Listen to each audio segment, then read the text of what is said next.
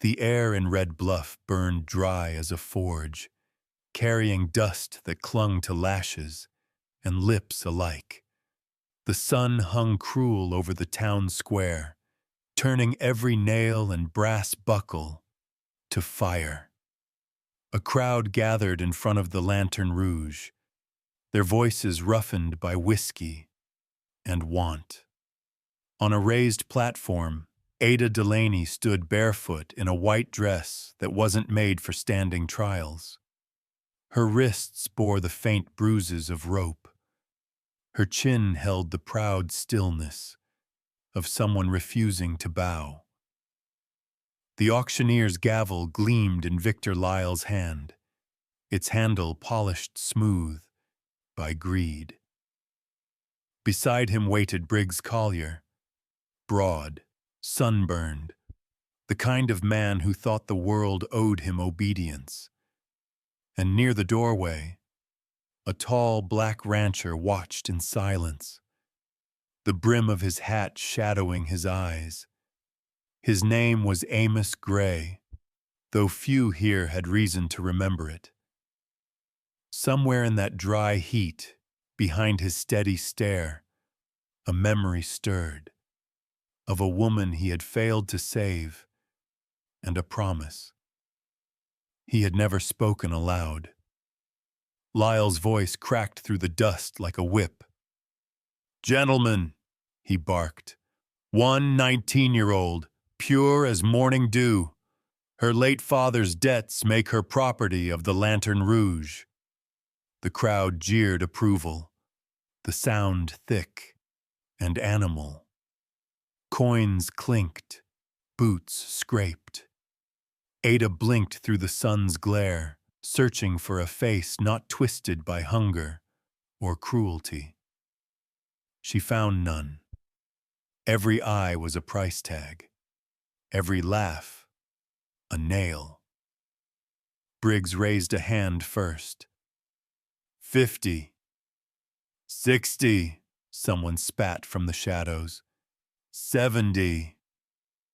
The numbers rose like stones thrown at the same wound. Ada's breath came shallow. The rope at her wrists rasped against skin rubbed raw from a week of fear. Lyle grinned, eyes glassy from drink. "Do I hear 100?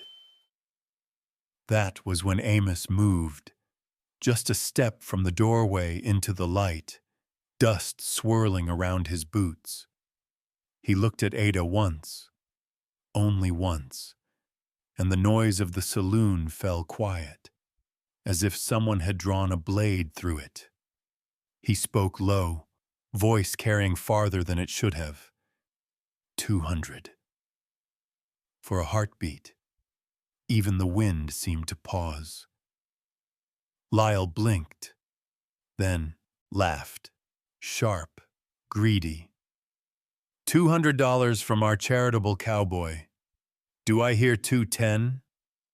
Briggs's smile curdled. You think you can buy virtue, boy? Amos met his stare without heat. I'm not buying anything, he said. I'm ending this. The crowd muttered, restless. No one paid that kind of money without expecting something in return. Ada's throat tightened. She'd learned the cost of kindness before. As Lyle banged his gavel, sealing the sale, she looked down, whispering to the dry boards beneath her feet. Please, God, let it not be the same this time. Amos stepped forward, untied the rope, slow and careful, like handling something breakable. But when his hand brushed near her wrist, Ada flinched.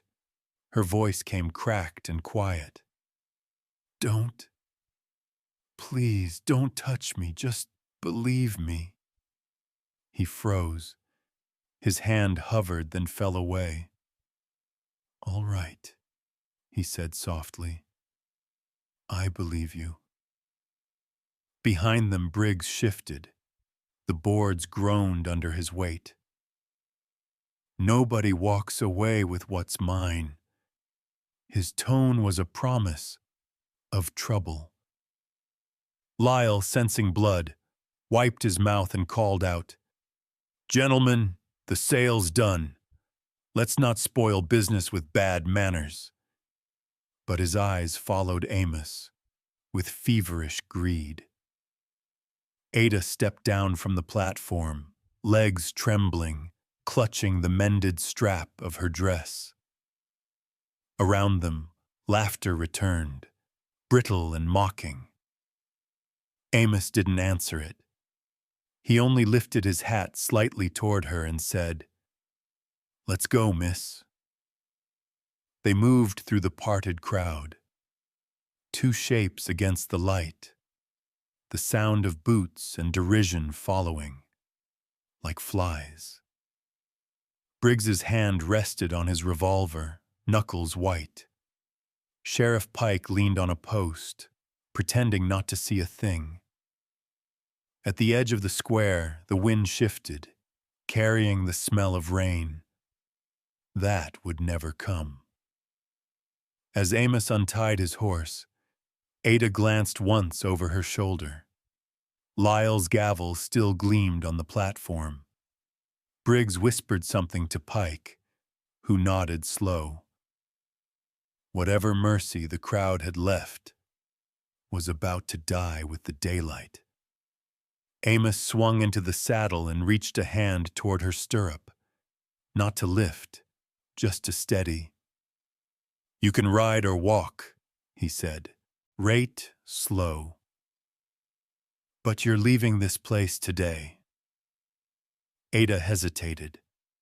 The sun burned red on her hair. A few strands clung to her tears. She looked at the road stretching west, then back at the men who'd been bidding on her. She climbed up behind him, without a word. Behind them, Briggs's voice carried across the yard. "You just made yourself a rich enemy, rancher." Amos didn't turn. He touched the reins, and the horse started forward into the wind. The crowd's laughter thinned behind them, swallowed by the sound of hooves fading toward the open prairie. And somewhere deep in that dry sky, thunder murmured, soft, distant, like a warning from something older than the law. The road west of Red Bluff was a ribbon of dust and thorn. Heat shimmered above the prairie like a fever that wouldn't break. Amos Gray rode in silence, his shoulders set, the sound of the horse's hooves steady as a heartbeat. Behind him, Ada clung not to him, but to the saddle, her fingers gripping the worn leather until her knuckles went pale. She hadn't spoken since they left town. He didn't push her to. The sky was turning copper when they stopped near a windmill, its blades creaking in the stillness. Amos dismounted first, tied the horse to the post, then stepped back, giving her room. "There's a well," he said, voice low. "You can drink first." Ada slid down awkwardly, bare feet finding the dust. The rope burns on her wrists caught the light. She leaned over the well bucket, water trembling in her hands, before she drank. He watched her reflection ripple across the surface, a ghost of someone too young to look that tired. "You don't owe me anything," he said finally. Her head snapped up, quick, sharp, distrustful. That's what they all say, before they name the price. "I said what I meant," he replied. "The road's long. You can stay till you find where you're going." She gave a small, bitter laugh. "There's nowhere left that doesn't already want something from me." The wind shifted, carrying the faint smell of wood smoke. Somewhere out there, the town was shrinking into memory, but its shadow followed them. Amos felt it as a weight between his ribs. He unstrapped a canteen, handed it to her. "Drink again," he said. "You're shaking." Ada hesitated, then took it, careful not to let their fingers touch. They rode until the light failed. The prairie stretched endless and empty, except for a half-collapsed water station where travelers once stopped. Amos led the horse inside, where the roof still held. "We'll rest here." He gathered dry sage, lit a small fire that barely breathed. Ada sat a few feet away, the flames painting her face gold and tired. For a while, neither spoke. When the silence grew too loud, Amos said quietly, "You from Red Bluff?" "Used to be. My father worked Lyle's stables before he died." Lyle said debt. She nodded once. "Fake papers. He forged my father's mark. Said I owed him for a horse that never lived." Amos stared into the fire, jaw tight. "That man's been buying misery for years. He says it's the only thing that pays." A spark jumped. She flinched before she could stop herself. Amos noticed, though he pretended not to. "You ever been this far out before?" "No." "Good. The open land doesn't ask questions." Her voice softened. "Why'd you stop?" He didn't look up. "Because once, I didn't." The flames moved in his eyes like old ghosts. "A long time ago, I saw something like today. I kept walking. By the time I turned back, it was too late." Ada didn't ask who it had been. Some things you could feel in the way a man breathed. She drew her knees up, chin resting on her arms. "Do you believe in mercy?" "I've seen it," he said. "It just doesn't wear a badge." Outside, coyotes called somewhere beyond the ridge, sharp and lonely. Jonah's voice, the boy he'd left with Mrs. Reddick in the valley, drifted across his mind. "Don't stay gone long, Papa Amos." He wondered if the child was already asleep, or if he'd wake to the sound of thunder that wasn't there. The fire cracked again. Ada's hands trembled as she reached toward the warmth. He noticed the small silver locket at her throat catch a gleam of light, the same he'd seen in town. "That yours?" She touched it instinctively. "My mother's. I keep it for the numbers inside."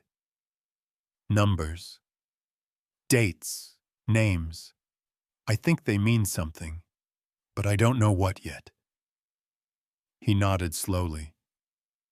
"Maybe they'll tell their truth when it's time." She studied him for a long moment, like someone measuring if a person's words could hold weight. "You talk like a preacher." He half smiled. "No preacher would have hands like mine."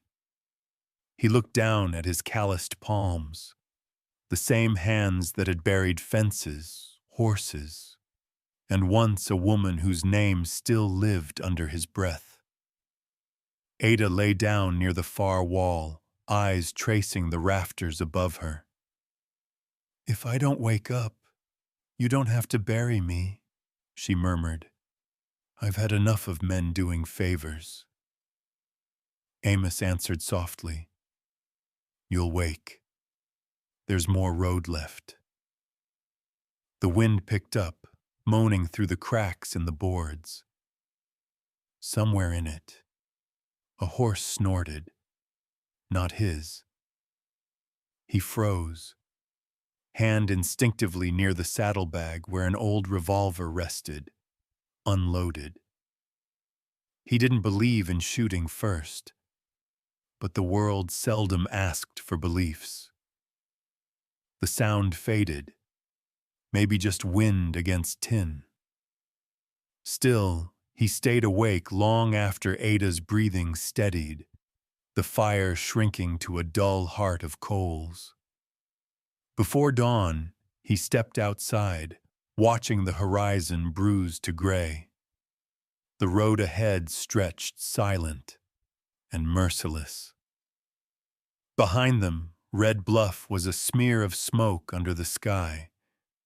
He knew they weren't done with that place, not by a long shot. By the time morning came, the sky had turned a washed-out silver. Amos Gray tightened the saddle straps in silence, while Ada watched the horizon from the doorway of the half-collapsed water station. The prairie still breathed cold. Her breath clouded the air before fading, like doubt. She hadn't slept much. Every crack of wood in the night had sounded like a footstep coming closer. "Ready?" Amos asked. She nodded, though she wasn't. He didn't press further. He only offered a steady hand to help her onto the horse, then drew it back before she could refuse.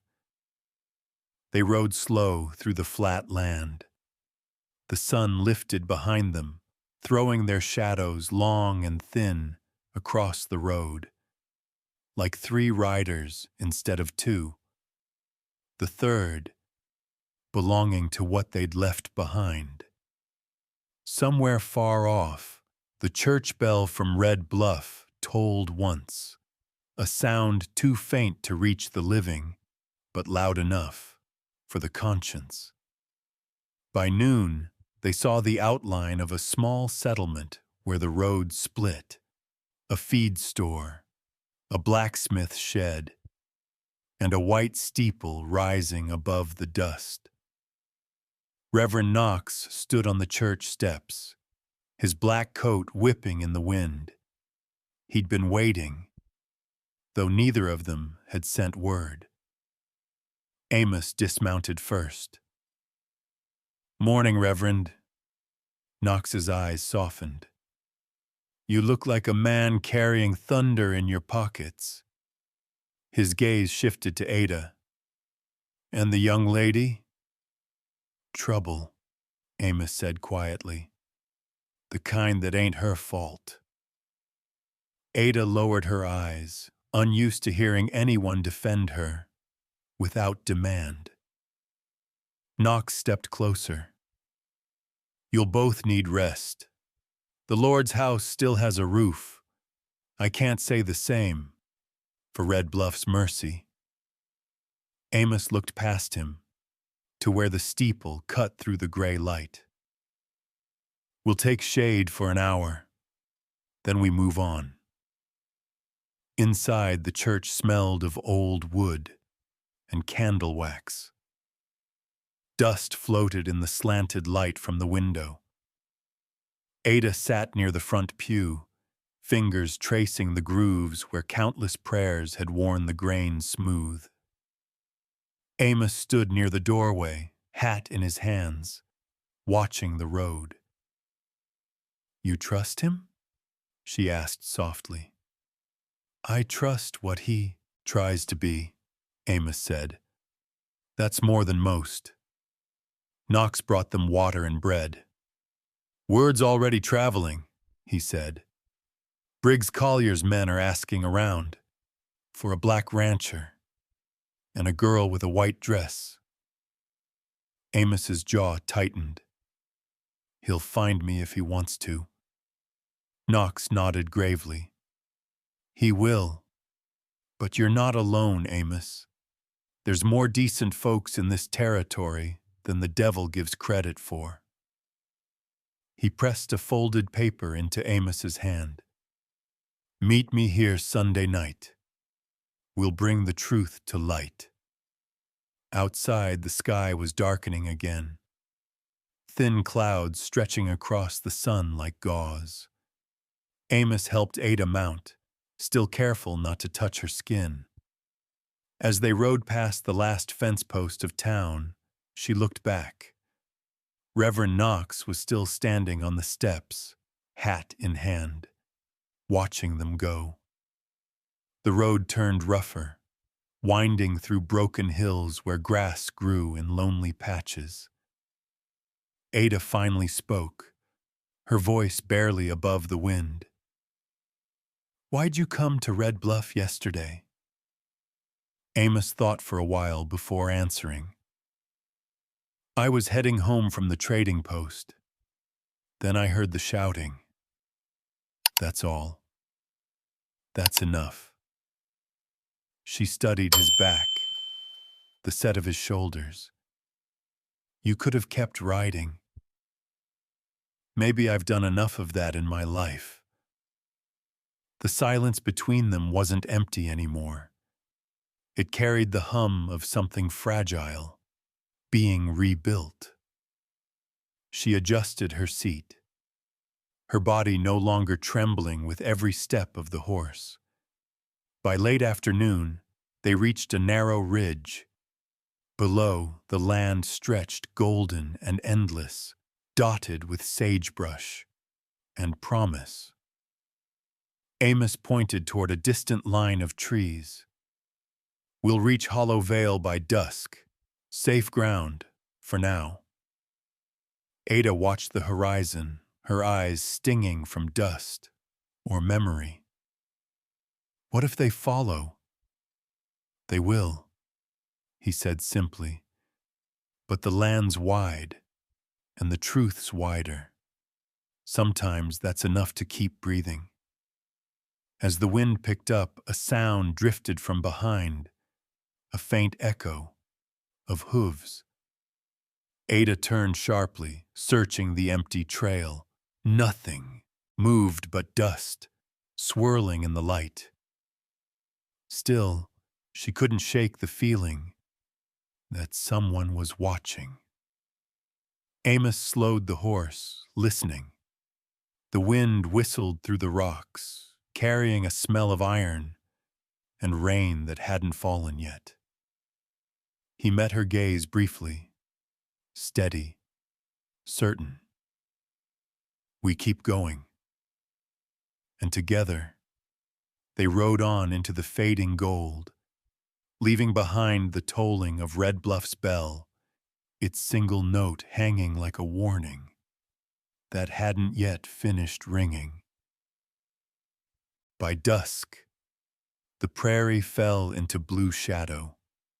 The horizon turned bruised and gold, the kind of light that made even broken things look holy. Amos Gray found shelter by an abandoned pump house near the creek bed. Nothing more than a roof half-caved and walls eaten by wind. But it was enough. He led the horse inside, its breath steaming in the cool air, and built a small fire from dry mesquite. Ada sat near the doorway, hugging her knees, her white dress now stained the color of the road. She hadn't spoken much since they left Reverend Knox. Every few minutes, she glanced behind them, as if expecting the dust of pursuit. The sound of water dripping from the roof matched the rhythm of her trembling. Amos pretended not to notice. "You hungry?" he asked finally. She shook her head. "Hunger's the least of what hurts." He tore a piece of hardtack anyway, placed it beside her. "Eat a little. It'll remind you you're still here." Ada hesitated, then took it, chewing slow, her eyes lost in the dying light. When the fire began to settle into quiet red coals, Amos laid out his coat for her to sleep on. You take this, he said. You'll freeze. I've had colder nights. She looked at him for the first time in hours. Why do you care? Amos poked at the fire, sparks lifting into the dark. Because I've stood where no one did, and I remember what it cost. The words hung between them, fragile as smoke. Ada turned away, clutching the mended edge of her dress. From her neck, the small silver locket caught a flicker of flame. He saw her thumb brush over it, tenderly, almost like prayer. What's inside? He asked. Just numbers, she said. And a name. Your father's? She nodded. And someone else's. I don't know who, but I think it's why they came for me. He frowned. You keep it close. Whatever truth it carries, it's yours. Outside, the wind moaned through the holes in the siding, carrying a dry scent of dust and iron. Ada closed her eyes, rate slow. They'll find us, won't they? Amos didn't lie. Maybe, but not tonight. For a while, only the fire spoke. Then a cough echoed from the corner, small, quick, familiar. A boy's voice followed, half asleep. Papa Amos? Ada turned sharply. A small figure sat up beneath a wool blanket beside the horse, wide-eyed, hair tousled with hay. Amos sighed. Jonah, thought you were safe at Mrs. Reddick's. The boy rubbed his eyes. I saw you leave. Didn't want you alone. Ada stared, startled. The child couldn't be more than 8. You brought your son? Not by choice, Amos said, though his tone softened. He found his way just the same. Jonah blinked at Ada through the flickering light. You the lady from the saloon? She flinched. I suppose I am. The boy smiled, small and sleepy. You looked scared then. You don't now. Ada looked at Amos, searching for words she didn't know how to use. Children shouldn't see things like that. Then we'll make sure he sees better things, Amos said. Night deepened. The windmill outside creaked like an old prayer repeating itself. Amos checked the road one last time before lying down near the door. Ada lay awake, listening to the rhythmic breathing of man, child, and horse, the strange music of survival. She felt a pull between fear and something quieter, like gratitude with no name. In the silence, her mind wandered to Doc Merritt, the country physician who once treated her father's fever years ago. She remembered his firm handwriting, the same as the one in her locket. Maybe he'd know the truth about those numbers, about what debt really tied her to Lyle. The thought gave her, a fragile reason to keep breathing. A branch cracked outside. Amos sat up instantly, hand on his revolver, though it held no bullets.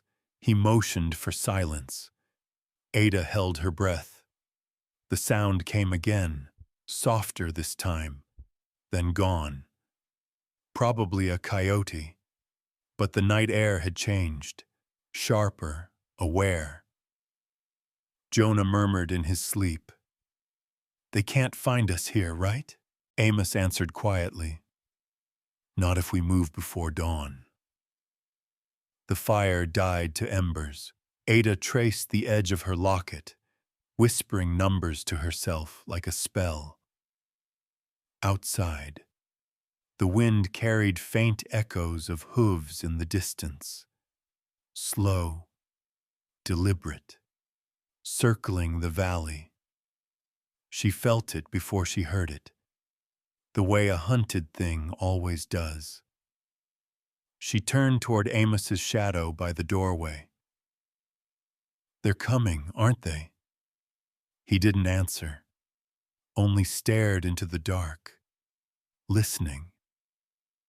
And then, the night, which had been still for so long, exhaled, bringing with it the smell of smoke and pursuit. Before dawn, the air turned cold enough to bite. Amos Gray was already awake, saddling the horse under a sky the color of ash. Stood by the doorway, her dress heavy with dew. Jonah rubbed his eyes, clutching the small blanket Amos had wrapped around him. The child's hair glowed faintly in the half-light, a flicker of warmth against the endless gray. "We're moving," Amos said, his voice soft but firm. "Is it them?" Ada asked. He nodded once. Not close yet, but close enough. They set out through the narrow trail leading toward Dry Needle Pass. The land there was made of stone and silence. High cliffs that caught the wind and threw it back in hollow cries. It was a place where echoes lied, where every sound seemed to come from more than one direction. The horse's hooves struck sparks from the rock. Jonah rode between them, eyes wide, trying to be brave. Ada kept glancing over her shoulder. "Why this way?" "It's rough ground," Amos said. "They'll expect the easy road. Men like Briggs don't like climbing where they can't swagger. And if they find the trail, then we find another." The sun rose slow, catching the edges of the pass in fire. The light cut across Amos's face, showing the tired lines that years of silence had carved. Ada noticed how he always rode with his hand near the saddlebag, not the gun. Ready to protect, not to strike. She found herself watching the rhythm of his shoulders, the calm steadiness in each breath. And for the first time in days, she wasn't afraid of the silence between them. At midday, they stopped where the path widened into a small ledge overlooking the valley. From up here, the world seemed empty enough to believe in peace. Jonah slid down from the horse, laughing as he chased the wind. Ada almost smiled, but her body stayed tense, ready to run. Amos scanned the ridgeline, eyes narrowing. "They're out there," he murmured. "What do you see?" she asked. "Tracks, fresh, 3 horses, maybe 4. Been following since dawn." Ada's hands clenched. "Rate slow." "Then it's my fault they're here." "No," Amos said quietly. "It's their fault, for not knowing when to stop taking." He reached into his saddlebag and pulled out a small metal mirror, old, cracked along one edge. "What's that for?" "Signal," he said, setting it against the sun. He tilted it once, twice, until a flash of light danced across the cliffs. "There's a herd trail nearby. Goats use it. If I open the salt cache, they'll come down and block the path behind us." Ada frowned. "You're using animals to save us?" He smiled faintly.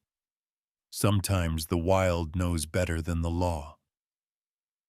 A few minutes later, the distant clatter of hooves echoed through the pass. Not the smooth rhythm of pursuit, but the scattered rush of a herd. Dust rose like smoke.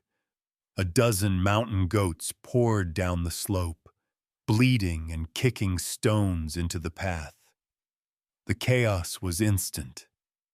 From below came curses, shouts, and the crack of rifles fired blind through the dust. Ada covered Jonah's ears, crouching low behind the rocks. Amos stayed still, watching, his hand steady on the reins. When the echo faded, he turned to her. They'll be slowed for an hour, maybe two. That's all we need. For the first time, Ada looked at him without fear. You don't kill. You plan. He met her eyes. Killing's easy. Living after ain't. They moved again through the narrowest stretch of the pass. The cliffs rose like teeth, and the wind whistled sharp between them. Every step of the horse echoed too loud. When they reached the end of the trail, Ada exhaled in relief, but Amos stopped, frowning. Across the open plain, a thin plume of smoke rose, too straight, too gray. Not from campfire. Signal fire, he muttered. Briggs is calling more men. Ada's heart sank. Then there's no running, is there? He didn't answer. He just looked at the horizon, then at her. Level, moderate. Running's not the same as losing. Behind them, the wind carried the sound of a single gunshot. Distant, but deliberate. Jonah froze.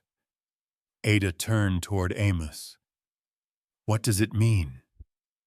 He listened. The echo rolled long, then died. It means they found the trail.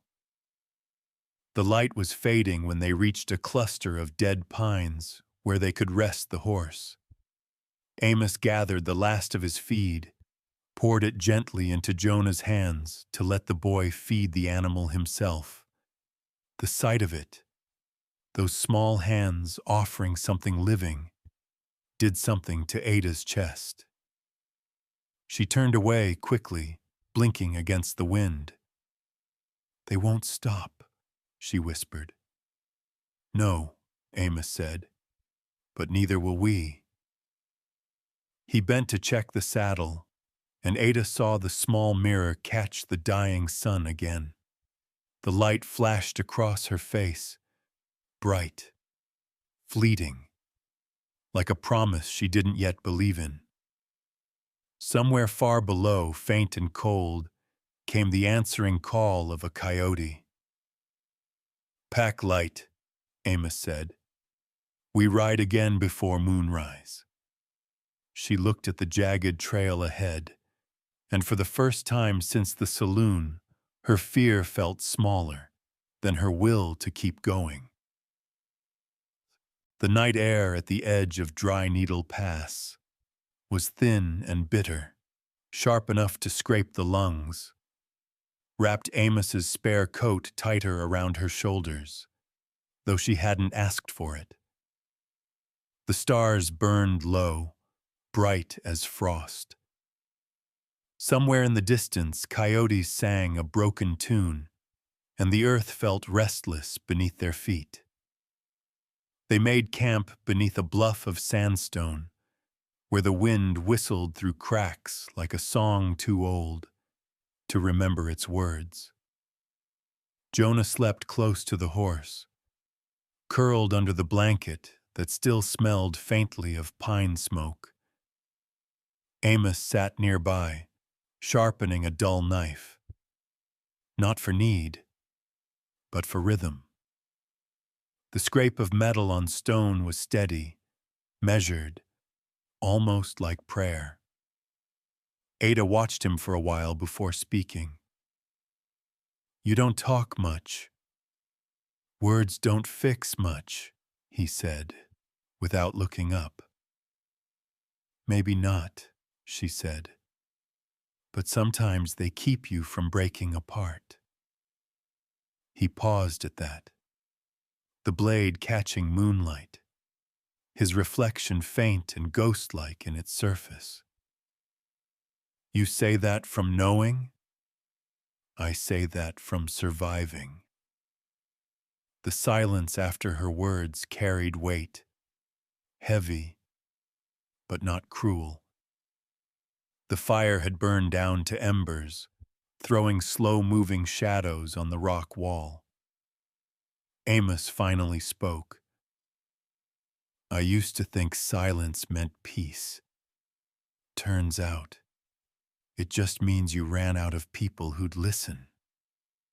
Ada turned her gaze to the horizon, where the prairie opened wide and unkind. You lost someone. He didn't deny it. A wife. Fever took her years back. Some days I think she's still out there, riding ahead, waiting for me to get sense enough to stop chasing ghosts. Ada lowered her eyes. I lost my father to a different kind of sickness. Greed. Men like Lyle made sure of that. He nodded, understanding without words. Then, from the saddlebag, Jonah's small sketchbook fell open. The firelight caught a page, Ada's face drawn in quick, clumsy lines. She saw herself as a child might, standing tall. No rope around her wrists, her eyes lifted, her spine straight. She reached for the paper, as if afraid to touch it. Why would he draw me like that? Amos looked at her, his voice rough, but kind. Because that's how he saw you. Something inside her broke softly, like glass releasing light. Her hands trembled, then steadied. I don't remember ever looking that way. Maybe you will, he said, when you stop seeing what they did and start seeing who you still are. The words settled in her chest, heavy but healing. She traced the child's drawing with her fingertip, the faint curve of her own smile rediscovered through someone else's eyes. Then, far down the trail, a sound cut through the quiet, the faint echo of hooves. Not close yet, but moving steady. Amos rose, scanning the darkness. They're not giving up. Ada stood too, the paper still in her hand. Then we shouldn't either. He turned toward her, and for the first time, there was no pity in his look, only respect. At dawn, he said, we go back. Back? To Red Bluff. Reverend Knox will need the truth, and Lyle won't hand it easy. Ada hesitated. The thought of returning twisted her stomach. But she remembered the crowd, the laughter, the gavel, and the rope burning her wrists. This time, she wouldn't stand alone. The wind rose suddenly, carrying grit that stung their eyes. Amos shifted to block it, standing slightly in front of her. She noticed he didn't touch her, just let his body take the brunt of the storm. It wasn't protection from danger. It was respect. Rest while you can, he said quietly. Tomorrow, you stand tall. Ada met his gaze. Not because you told me to. He smiled. No, because you chose to. The wind howled harder, shaking the branches, scattering. sparks into the dark. Ada clutched the drawing to her chest, the firelight flickering across her face. For a moment, she looked exactly like the picture, upright, unafraid, the ghost of her past retreating before the dawn that hadn't yet arrived.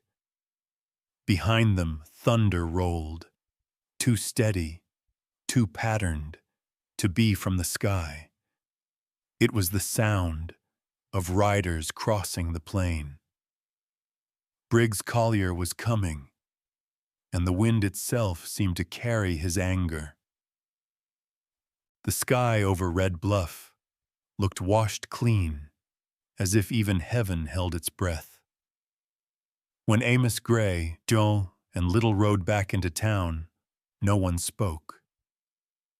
The wind carried dust across the street, whispering through warped signs and shuttered windows. Folks who remembered the auction stopped and stared. Some turned away. Others simply froze, waiting to see what kind of reckoning was coming. The church bell tolled once, deep and slow. Reverend Knox stood in the doorway of the small wooden chapel, his coat flapping in the restless air. He met Amos's eyes, then Ada's, and silently gestured them inside. The pews were half full. Townsfolk curious enough to gather, but cautious enough to sit near the exits. Sheriff Pike leaned against the back wall, his badge dulled with dust. Beside him, Victor Lyle's pale face gleamed like lard under lamplight. Briggs Collier stood near the aisle, arms crossed, eyes sharp as a hunting hawk. Knox's voice filled the air. Before God and man, we gather to set right what was made wrong.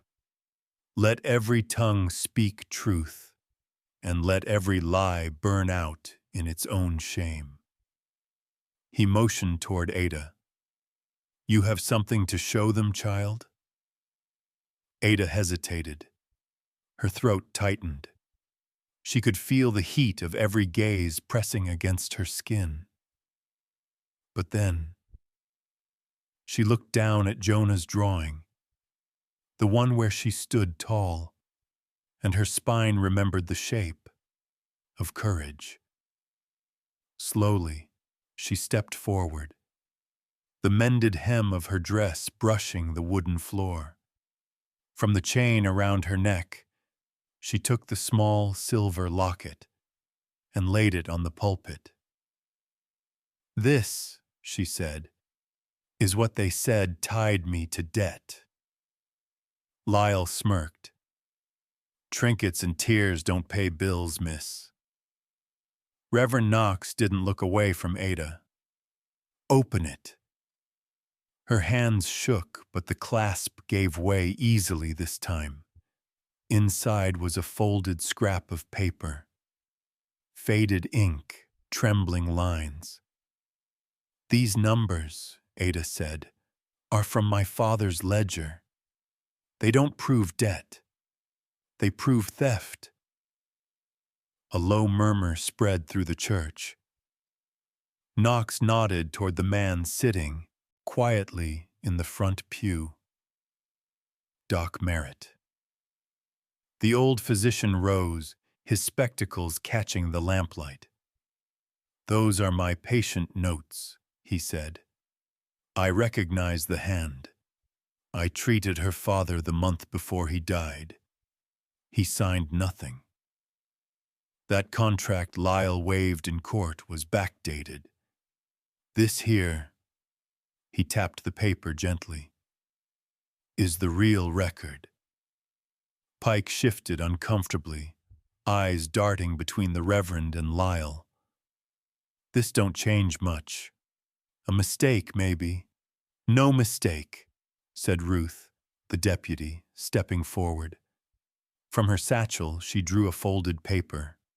Sheriff, you signed this receipt. Payment made to your office by Mr. Lyle. Dated the same day Ada Delaney's debt was filed. A hush fell so heavy, it made the floorboards creak. Knox's voice came low. Payment for what? Ruth unfolded the paper so everyone could see. For silence. Pike's face went white. Now wait. But Briggs Collier, standing by the door, barked a laugh. Well, I'll be damned. I knew Lyle was a cheat. But bribing the badge, that's a new low. Lyle spun on him. You don't talk about honesty, Briggs. You bought misery with both hands. And you forged it with yours, Amos said, his tone quiet, steady. The tension crackled like a struck match. Lyle turned toward Ada, voice shaking with rage. You think these people care what you say? You're nothing but the daughter of a drunk and the property of my book. Before anyone could stop him, Ada stepped closer. Her voice didn't rise, it only deepened. I was never yours to own. The room went still. For a heartbeat, it was only her voice, and the sound of wind pressing against the windows. From the back of the church came a cough, a rough, familiar sound. Briggs cleared his throat. Reverend, he said, before we hang every sin on Lyle, I've got something to add.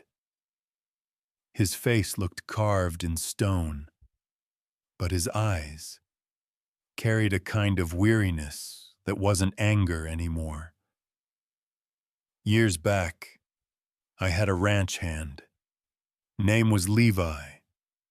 Got sick working cattle out near Iron Creek. Most men left him. This girl, he nodded at Ada. She stayed. Kept him alive through a week of fever. That man was my brother. A gasp moved through the room. I've done plenty wrong, Briggs said, his voice thick. But I don't raise a gun to the one who saved kin. Lyle used me same as he used her. That stops now. Lyle staggered back a step, pale as candle wax. You can't. But the crowd was already murmuring, shifting like a storm about to break. Knox raised his hand for silence. Then let truth do its work. And for the first time since Red Bluff was built from dust and sin, the air inside its church felt like it might finally belong to the living. Outside, thunder rolled faintly in the distance, not from heaven, but from horses gathering near the ridge. The reckoning wasn't over yet. The wind outside Red Bluff's wooden church picked up, slamming shutters, scattering dust through the open doorway. Inside, the tension hung heavy as a noose. Amos Gray stood behind, not as her shield, but as her witness. Across the aisle clutched his forged papers like a man gripping his last breath. The townsfolk, silent and tight-faced, waited for what would come next. Reverend Knox stepped aside. There's more truth yet to speak, he said, voice low but steady. Miss Delaney, show them what was hidden. Ada lifted the silver locket again. Her fingers no longer trembled. This, she said, wasn't just my father's keepsake. He hid the proof of what was stolen, from him and from others. She unfolded the thin scrap of paper inside, its edges brown and fragile. Rows of numbers glimmered faintly in the lamplight. Doc Merritt leaned close. Good Lord. He adjusted his spectacles. These aren't debts. They're cuts.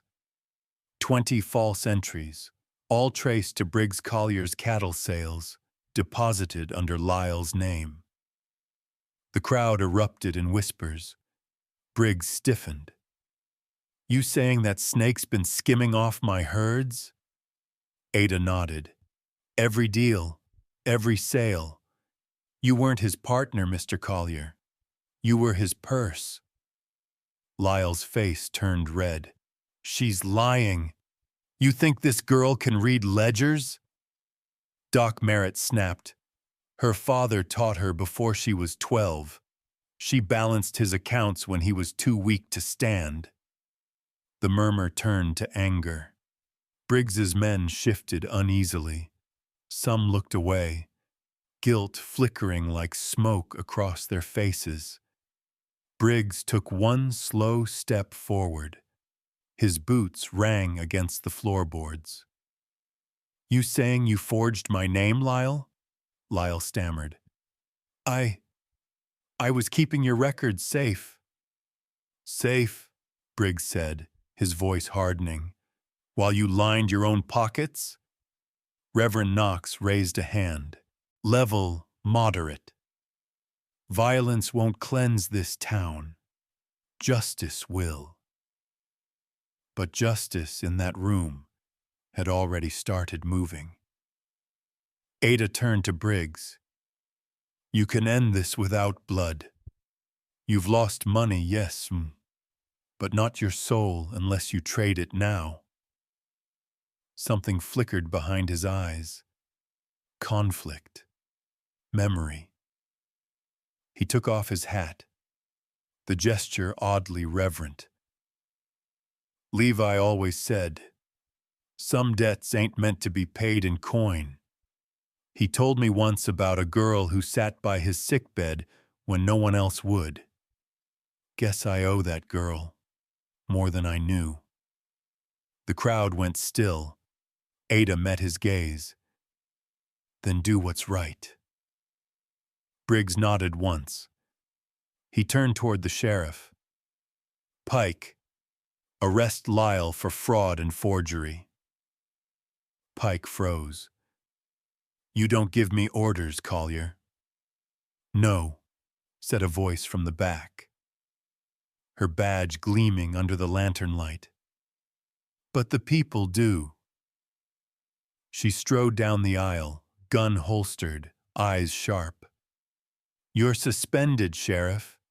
You take one step to stop this, I'll see you in chains next to him. Pike's face went pale, then gray. His hand twitched toward his belt, then stopped, when Briggs's men shifted behind him. The room was no longer his to command. Reverend Knox exhaled, slow and deep. So the crooked shall fall, by their own weight. Lyle tried one last time. You think this changes anything? You'll all starve without my business.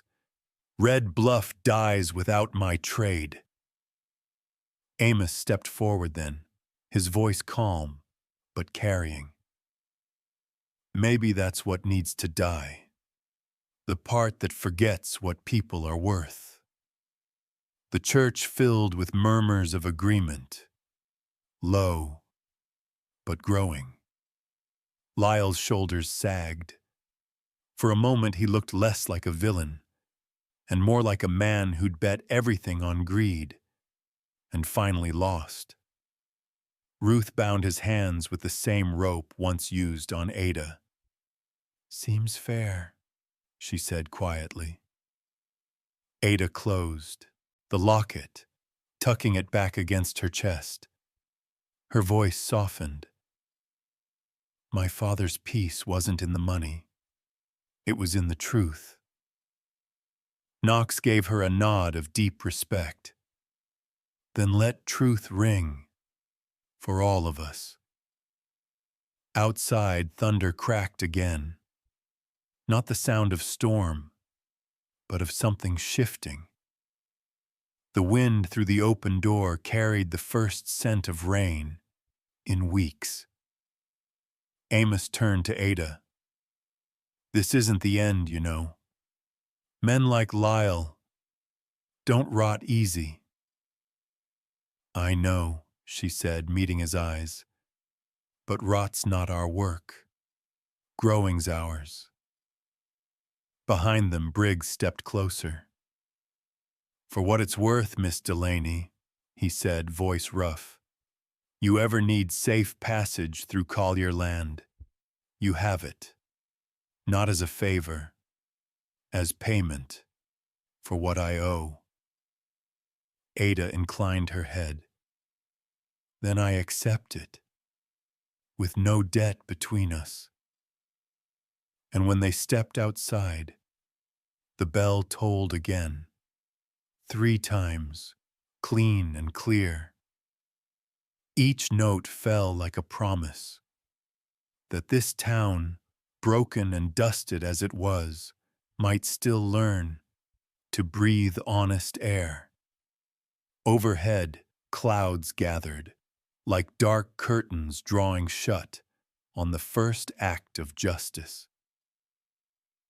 By morning, the storm clouds had drifted east, leaving behind a smell of wet dust and pine.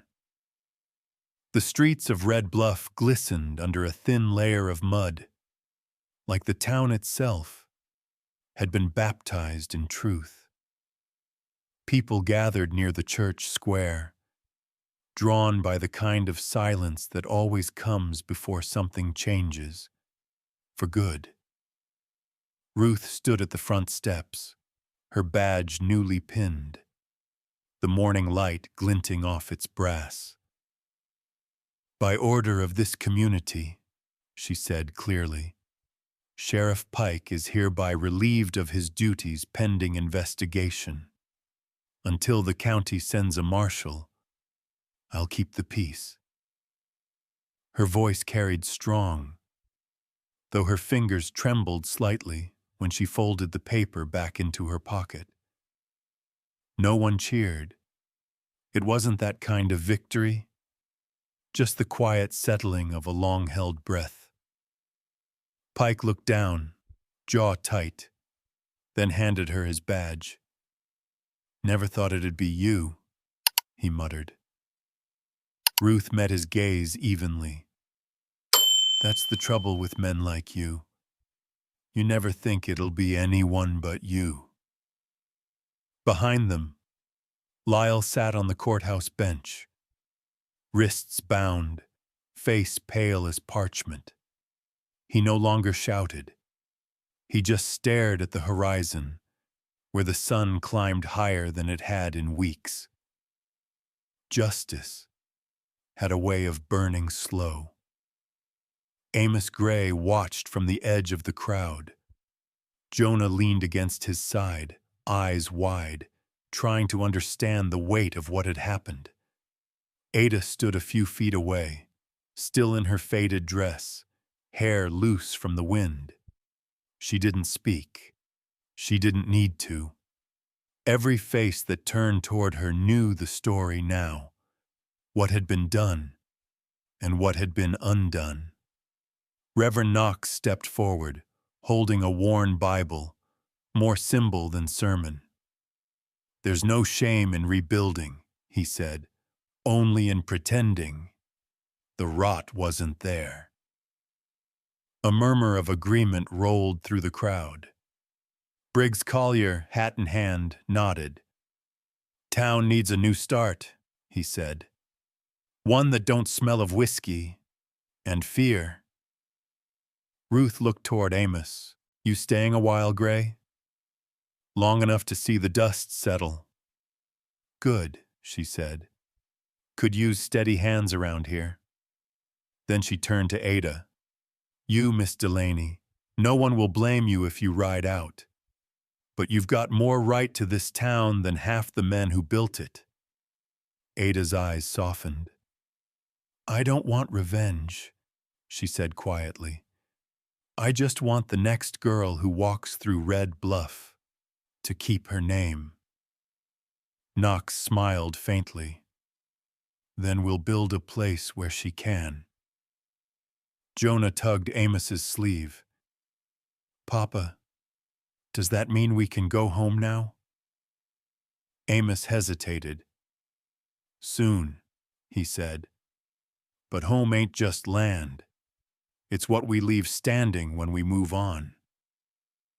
By noon, the crowd began to thin. The gallows that once stood behind the saloon were being dismantled plank by plank.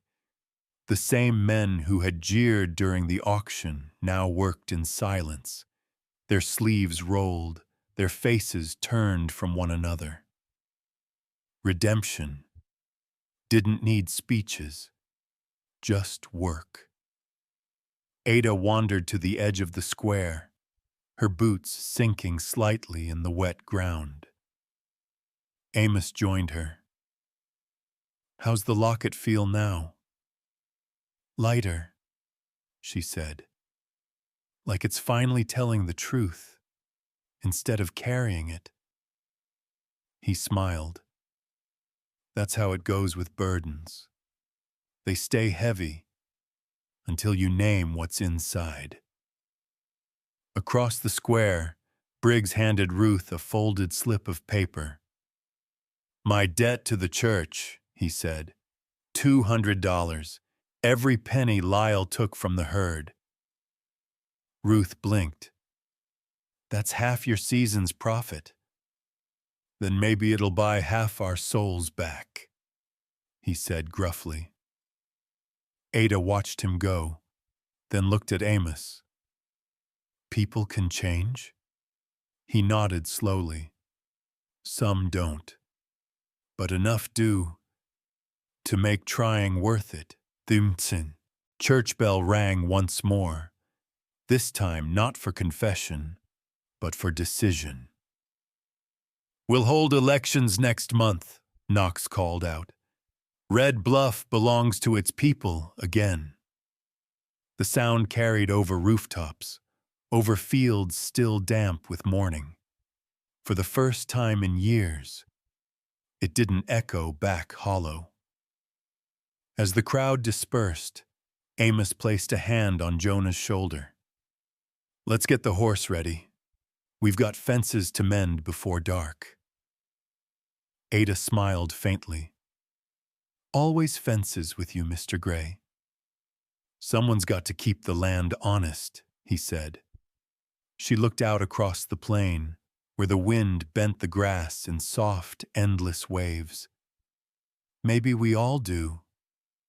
But before she could say more, a low rumble drifted from the north road. Wagon wheels, several of them, moving fast. Ruth turned sharply, hand on her holster. Amos felt it too, the weight of unfinished business rolling toward them, through the dust. The storm, it seemed, wasn't entirely gone. The road to Hollow Vale was softer that evening, washed clean by the storm. The air smelled of sage and rain-wet soil. Amos Gray rode ahead, shoulders eased but still alert, scanning the fading horizon. Ada Delaney sat behind him on the wagon bench, holding Jonah's hat, as the boy dozed against her arm. For the first time since Red Bluff, she wasn't looking over her shoulder. When they reached the small homestead, twilight had turned the hills copper. The cabin stood simple but solid, fence mended, lanterns hung, the kind of place that carried its peace quietly. Amos jumped down, unhooking the reins. Home, he said, almost under his breath. Ada stepped down after him, her boots sinking into soft mud. It's smaller than I imagined, she murmured. Everything good starts that way, he replied. The night came slow. They worked in silence, Amos feeding the mare, Ada drawing water from the well, Jonah setting wood by the door. The rhythm of small tasks felt sacred after weeks of chaos. Ada's fingers, still raw from rope burns, dipped into the cold water and came away clean for the first time in months. She looked up at the stars, realizing she wasn't trembling. Inside, the cabin smelled of coffee and dust. Amos set an old tin pot on the stove. "You'll sleep in the back room," he said. "It's not much, but it's safe." Ada smiled faintly. Safe sounds like everything right now. Later, while Jonah slept curled in the chair, Ada watched Amos mend a broken latch by lamplight. His hands were steady, patient. She saw no hunger there, no claim, only care. "You fix things," she said softly. He shrugged. "Some things stay broken. You just learn to live around the cracks." She studied him, the quiet behind his words. "That what you did after your wife?" He looked up then, surprise flickering in his eyes, but not anger, rate, slow. "Yeah," he said finally. "Tried to build fences instead of walls. Never was good at telling the difference."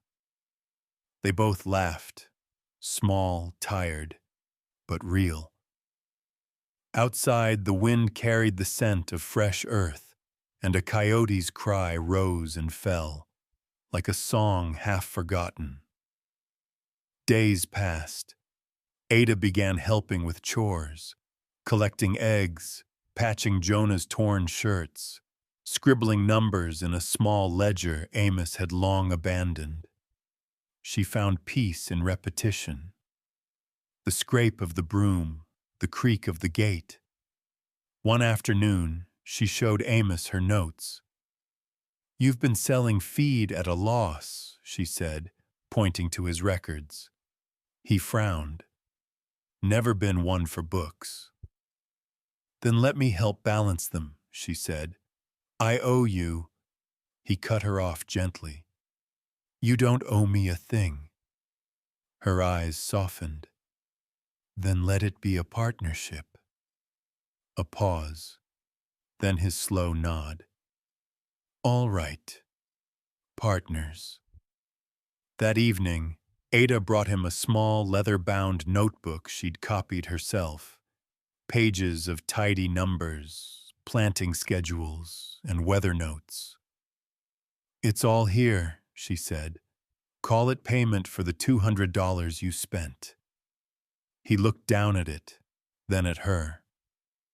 "This is worth more than money." "Then we're even," she whispered. He smiled. "We were even the day you stood tall in that church." Outside, the sun dropped low behind the ridge, staining the sky in deep orange. Ada stepped to the porch, watching the land glow under the last light. For once, it looked alive, not barren. Jonah ran out with a piece of bread in his hand, laughing as the horse followed him. Ada laughed too, a sound she didn't recognize at first, because she hadn't heard it in so long. When the laughter faded, a lone rider appeared far off, cresting the Soul ridge. Amos tensed, shading his eyes. The rider didn't approach, just paused, then turned his horse east. Maybe a traveler, maybe not. Either way, the moment reminded them both that peace was never given. It was earned and guarded. That night, as Ada blew out the lamp, Amos spoke from the doorway. "You did good today." "So did you," she said. "You let someone help." He chuckled quietly. Guess we're both learning. The wind whispered against the cabin walls, carrying no threat, just the promise of morning. Ada lay awake for a while, tracing the rhythm of the night. A horse shifting in the stable, Jonah breathing steady, Amos humming a tune too low to name. For the first time, she believed the land might let her stay. The next morning broke still and soft. The kind of day that came once in a long while. No wind, no dust, only the sound of doves calling across the low hills. Hollow Vale seemed to breathe differently. The fences stood clean against the horizon. The creek whispered through the stones. And for the first time since the auction, the air didn't taste like fear. Ada Delaney stood by the porch rail, hair loose in the morning light. She was mending one of Jonah's shirts, the needle flashing in and out of the fabric with quiet precision.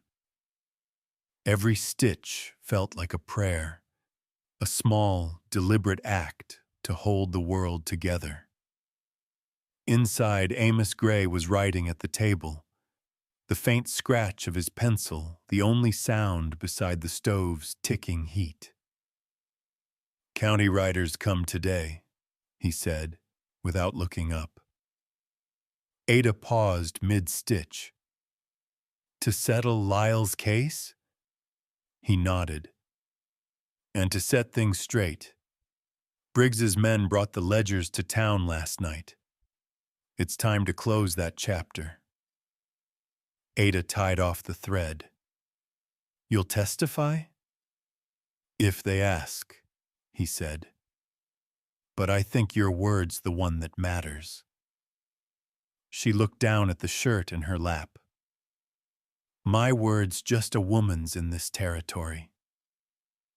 Amos smiled faintly. "Then make it a woman's word that can't be ignored."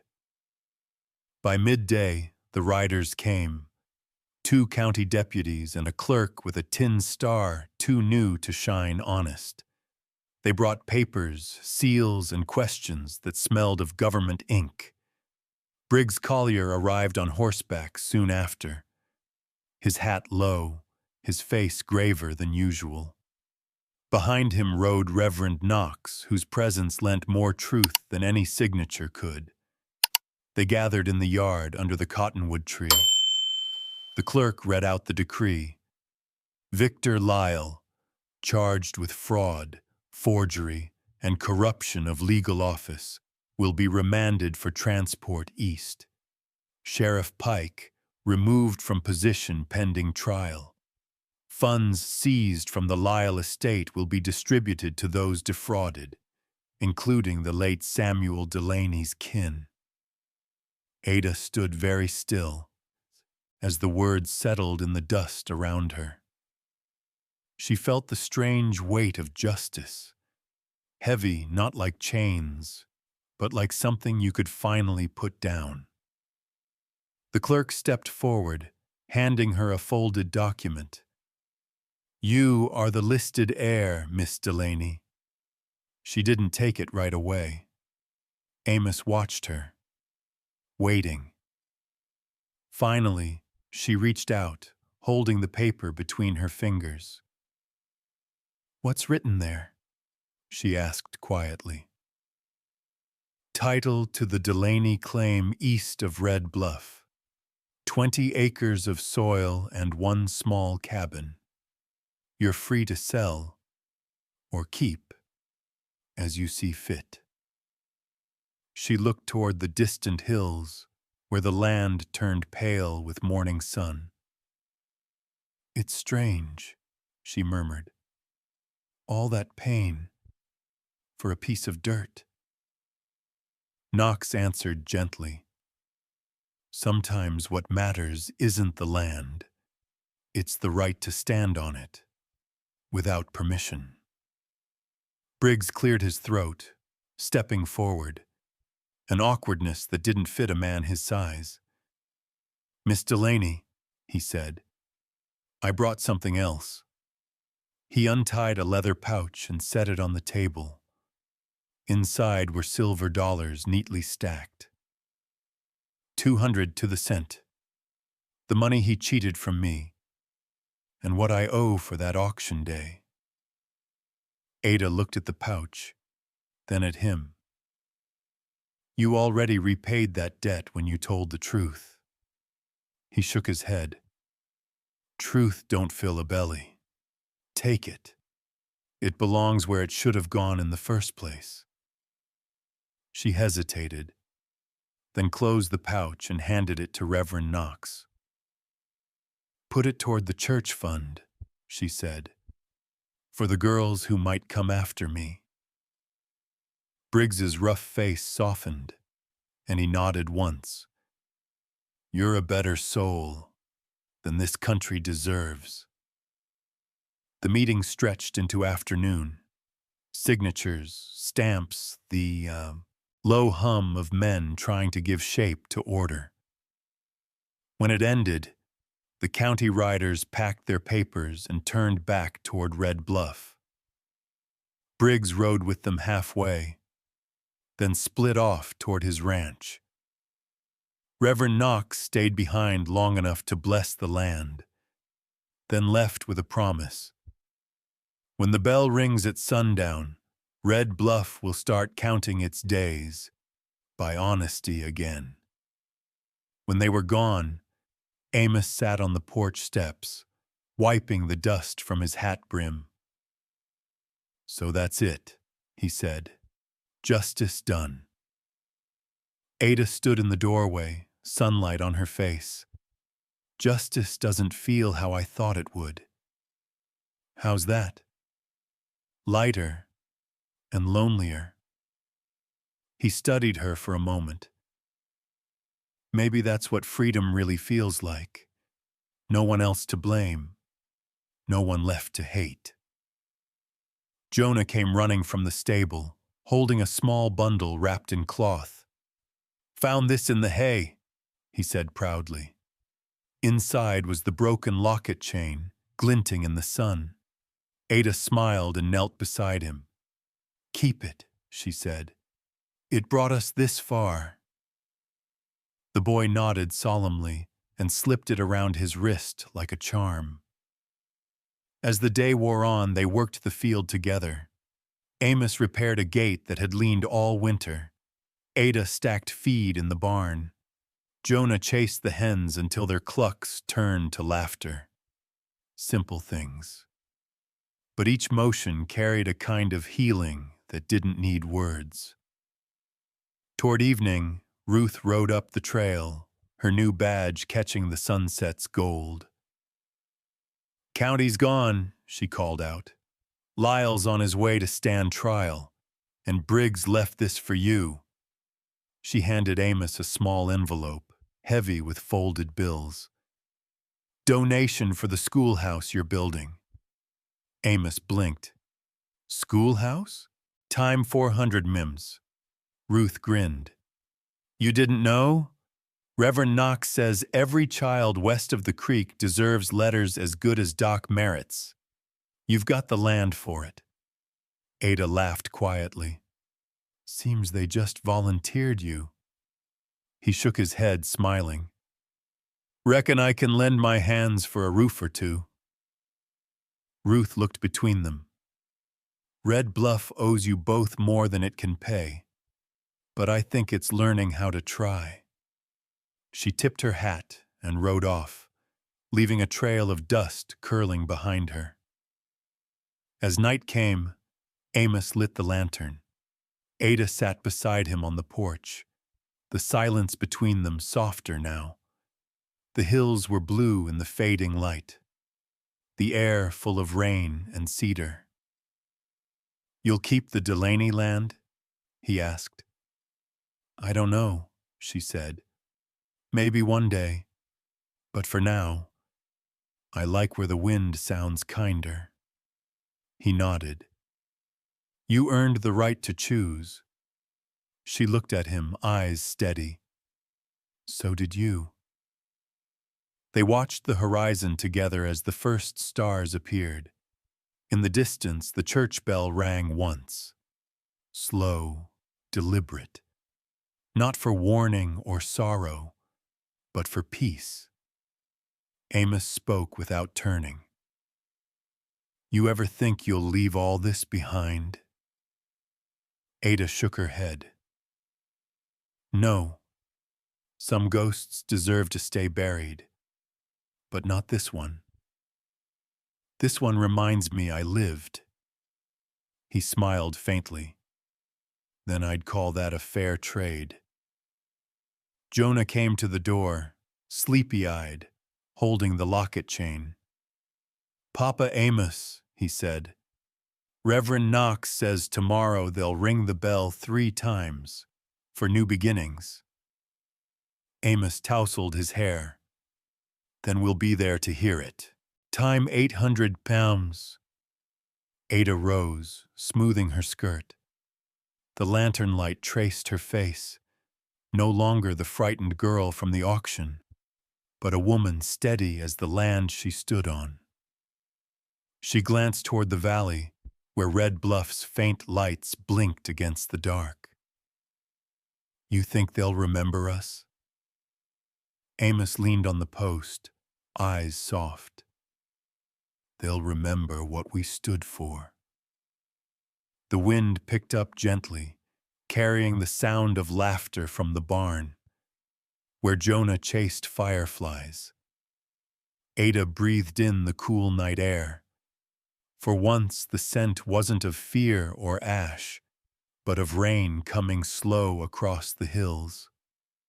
Somewhere beyond the horizon, justice rode east in chains, and forgiveness lingered west, waiting to be named. And as the last bell of the day echoed through the quiet, Hollow Vale felt like a prayer, finally answered. The sun dropped slow over Hollow Vale, turning the hills the color of honey and brass. The long day of reckonings had passed, leaving the air strangely clean. Dust hung low, glowing in the light, like memory that refused to fade. Inside the small cabin, supper was nearly done. The scent of cornbread and coffee filled the room, mingling with the softer smell of earth through the open door. Jonah sat cross-legged on the floor, cutting shapes out of paper and humming under his breath. Ada Delaney worked at the table, hands moving easily through small tasks, folding cloth, setting plates, smoothing the same wrinkle twice.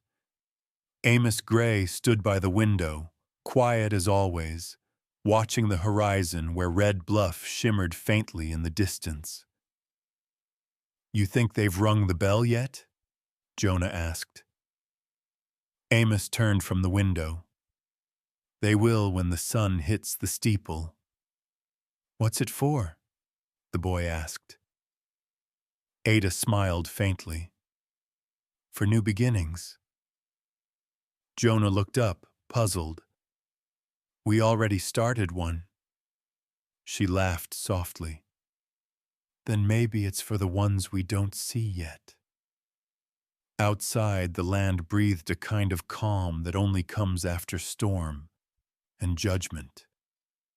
Cattle grazed along the low ridge, silhouettes gentle against the fading gold. The wind that once carried fear now carried the scent of blooming sage. Every small sound, the clink of a plate, the creak of wood, the quiet shifting of the horse in the corral, felt like part of a larger rhythm that didn't need to rush anymore. When supper was finished, they stepped out onto the porch. The first bell rang in the far distance, low and heavy, rolling across the valley like a heartbeat. Ada closed her eyes, listening. That's one, she whispered. For justice. Amos said nothing. He watched her, light catching the silver thread at her neck where the locket once hung. She'd given the locket's chain to Jonah. The empty clasp rested lightly against her skin. No longer a burden, only a mark of what she'd overcome. The second bell came, higher, clearer. Jonah jumped up, clapping his hands, rate slow. That's 2. For mercy, Ada said softly, for all of us who needed it. The third bell was the longest, deep, ringing through the hills until the echoes tangled with the wind itself. It rolled through the cabin walls, through the barn, through the heart. Amos closed his eyes, letting it pass through him like a tide. When it faded, the valley was silent again. That one, he said finally, is for peace. Ada looked toward the horizon, where a single blue ribbon fluttered from a birch branch Jonah had tied that morning, soft but unyielding. Amos stepped forward, pulling another ribbon from his pocket, the one he'd kept from his late wife's hair. Lavender and smoke lingered in the frayed cloth.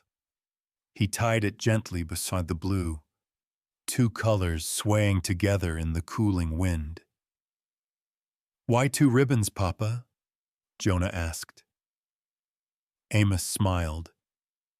Because one remembers what we lost, and the other reminds us what we found. Ada's eyes glistened. And both belong here. They stood together in the quiet. 3 figures outlined by the dying light. The land seemed to exhale around them, soft and endless. As darkness crept in, Amos lit a lantern and carried it down to the edge of the field. Fence won't mend itself, he said with a half smile. Ada followed, carrying the small hammer. You can't work in the dark. Not working, he said, just checking where the light reaches. She laughed quietly, kneeling beside him. The lamplight brushed her face, gentle lines, calm eyes, a peace that had once seemed impossible. He handed her a nail. Their hands touched, this time by choice. No words, no need. After a long silence, Ada asked, You ever think about leaving, Amos? Going somewhere new, where no one knows your name? He leaned back on his heels. Used to. Thought peace meant running till the past couldn't find me. But turns out, peace is staying where it tried to break you and not letting it finish the job. She looked down at the earth, soft under her palms. Then I'll stay too, if you'll have me. He met her eyes, voice quiet but sure. You're already here. The night wind stirred again, cool and kind. In the lantern glow, Ada unfolded the paper ledger she'd made. Rows of seasons yet to come, written in a careful hand. She pressed it into Amos's palm. For the next planting. He turned the pages, tracing her script. It's good work. It's hope, she said, written down so we don't forget it. Behind them, Jonah's laughter rose as he chased fireflies through the dark, his small voice echoing across the hollow. This land, once soaked in silence and sin, now carried the sound of a child's joy. And that was redemption enough.